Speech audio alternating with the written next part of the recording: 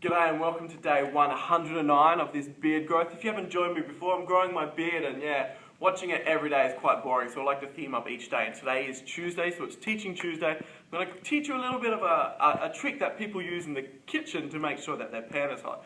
I'm going to teach you why that works. Okay, so to make sure your pan is hot, obviously you heat it up, you turn it on, and then you put a droplet of water on the pan. Now, if that droplet kind of dances around or sizzles around on the pan and doesn't really evaporate, then we know that the pan is really hot. And this is how it works. Let's go to the whiteboard here. We'll draw our little pan coming up here. So this is our pan. We've got a heating element down here. Alright, so what happens is if the pan is say 100 to 110 degrees, and we put the water on there, right, it's not going to really boil. It's just going to sit there, it'll heat up, and it'll slowly evaporate. Now, if we move this temperature from 110 to 150, what's going to start happening is, this is degrees Celsius for all you Americans out there, what's going to happen is the water here is it's going to start to bubble and bubbles will form and it'll boil off quite quickly. Now, the third stage where we want it to get to is actually at about 220 degrees. Alright, so you go from 220 to about 500, your pans at home shouldn't get that hot.